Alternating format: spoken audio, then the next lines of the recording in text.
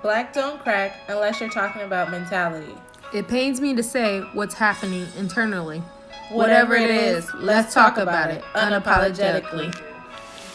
Hey everyone, my name is Joanna. And I'm Stephanie. Thank you so much for tuning in to our Black Don't Crack docu-series. In part 1, we will be discussing mental health. Mental health, according to Oxford English Dictionary, is a person's condition with regard to their psychological and emotional well-being. Mental health is affecting our community at alarming rates. According to the National Alliance on Mental Health, approximately 1 in 5 adults in the U.S., that's 43.8 million or 18.5%, experience mental illness in a given year. African Americans, or those identifying as Black, use mental health services at about one half the rate of Caucasian Americans. So we asked a few people what mental health meant to them.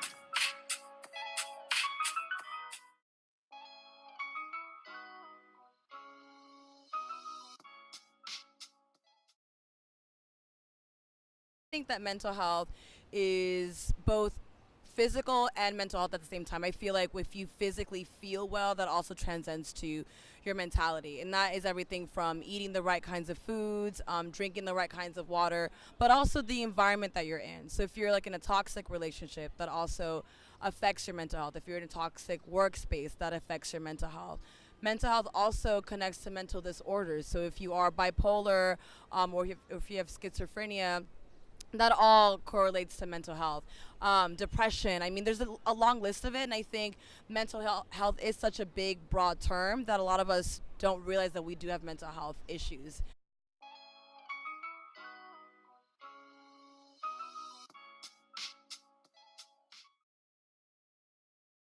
Personally, it's having the wherewithal and understanding to properly communicate what you feel, how you feel, articulate it. That's how I see it personally.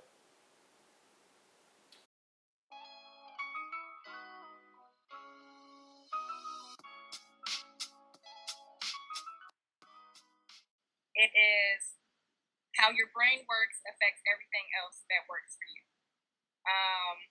And if your brain is not being taken care of, everything else tends to fall apart.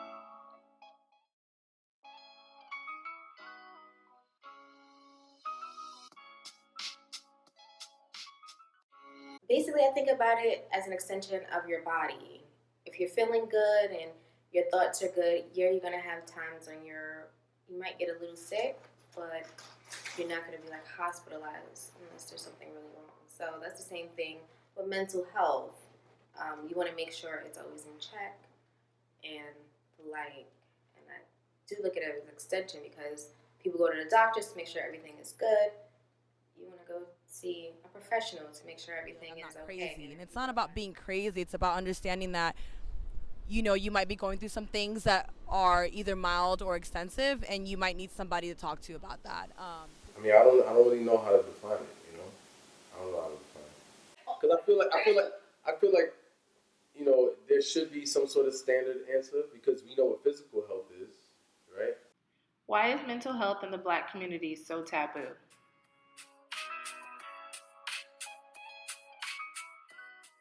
Y'all talking about some white people shit? For the longest time, there's been such a huge stigma of, oh, he's crazy, she's crazy.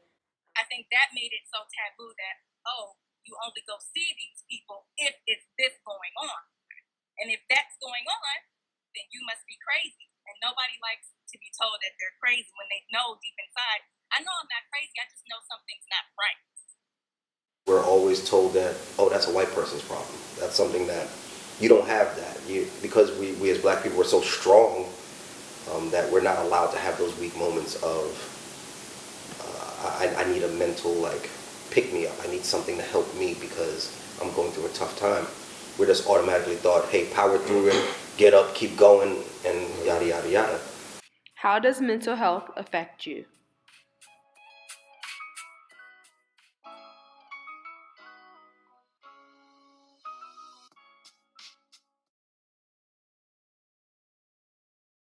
I have an aunt that we knew had some mental issues when I was 14 years old. She passed, I believe, when I was 52. So you think about all that time, this person has been acting out this way, and everybody accepted it because she was family and worked with her, um, and her persona became the norm of life, how they deal with it, and it broke that whole family up. I didn't know the intensity of mental health until I want to say about 2015. I was 20 in college and I went through my first heartbreak, and there was a moment where I couldn't remember like who I was, like who is Bridget, because I had given so much of myself to this person, and I actually sought out a therapist and had conversations with her and realized, okay, this is a journey. It's not that you're going to go to therapy and then realize, oh, I'm fine the next day. It actually did take a full year for me to actually revamp and take care of myself. My therapist, majority of the time, does not even say anything. She doesn't say anything. She listens. So for me, it's to go. Sometimes when you're telling somebody something, you're not necessarily looking for a response. It's more just you want to vent and let it go. But your close circle, sometimes they probably heard the story over and over. They don't want to hear it again. But it's still hurting you, or it's still affecting you in a manner where you're like, I still have so much to say. I still have so much left to say, and everybody else is tired of hearing it. So I went to therapy more so for validation, because sometimes things that I feel like they're outlandish. But once I went to therapy, I started realizing it wasn't that my thoughts were outlandish. It's just that other people didn't have the vision that I had. So personally, I was going through something earlier this year, and it had gotten to a point where positive affirmations weren't enough. Staging my space wasn't enough. I literally had to reach out to a professional for help, because I did feel like I have my sisters, I have my friends, but I just did not feel as if I could talk to them in a non-judgmental way. And so I did seek out a therapist, and then she did help me, and she helped center me. And it was so important to my mental health and my sanity. To them about it more. I always encourage my friends to go to therapy. I don't care what they're going through. I tell them to go to therapy. But my one best friend, she feels like, everything she do, she feels like it's never enough. Like she always has to do more. She's not comfortable in her living thing. And I was like, a lot of that is a lot of overthinking. Like there's only so much comfort that I'm giving her at this point. And within our families, it's like having that dog that's been chained up that you bet not let loose because he might bite somebody.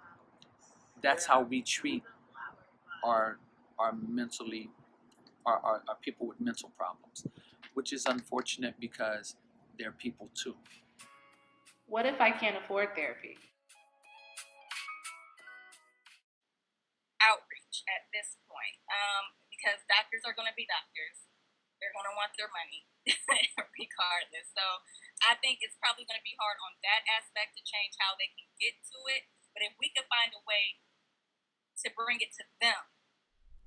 There are ways for it to be free. So I did go to a college, and it was part of our plan that you could go into these therapy sessions. You had about 3 or 5. In New York, I don't have health insurance, and so it is a little hard to find therapy or therapists that will take your insurance, or they'll have a sliding scale. But a lot of clinics do have 12 free week sessions, and a lot of folks don't know that, and I just found out about that. So if you do not have health insurance, you have the opportunity to go to clinics and try their 12-week programs. What advice can you give? One thing that we cannot do as a people, we can't internalize this thing. We have to talk. We are a people that was born on conversation, sitting at the table, talking. My grandfather used to sit on the porch, listen to the baseball games, and then he'd say, you know, Daryl, what I used to do when I was a kid? And I'd listen. Or you know what my father did when he was a kid? And I'd listen.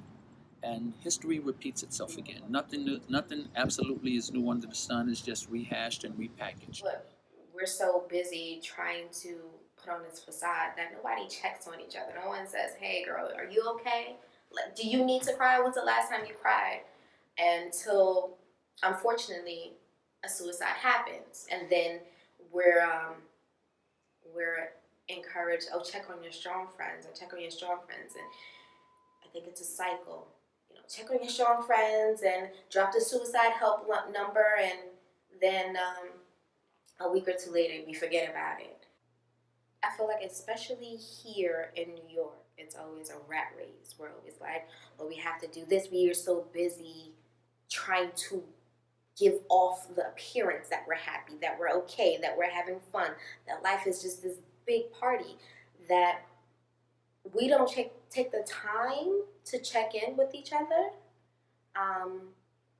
to say, hey, are you good? Yeah, you're posting every day, but are you good? Are you okay? Like, are you really okay? If you need help, if you start to feel not just sad, if you're not feeling like yourself, do not be afraid to reach out to a trusted friend or family member. It's hard,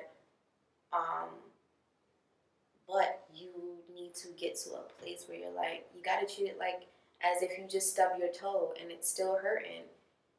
Treat it like that. Hey, listen, my toe has been hurting way longer than it should have been hurting. It shouldn't even be like this. This is way beyond what's normal. You need to treat your mental health in that same capacity. You don't have to do it alone. If you know somebody who is taking steps to improve their physical health, to also improve their mental health, chat with them about what they do. What are their next steps so you can follow that? Start getting into communities, whether it's online. I think online communities tend to be easier, and learning about, how to take care of yourself, reaching out to people and asking them, what has been your process like going to therapy, go out for coffee. I think at times it is hard to do it by yourself, which is why for me, as somebody who is an extrovert and gets energy by being around other people, I tend to reach out myself. Thank you so much for watching part 1 of our docu-series. If you need help starting your mental health journey, we have some recommendations for you.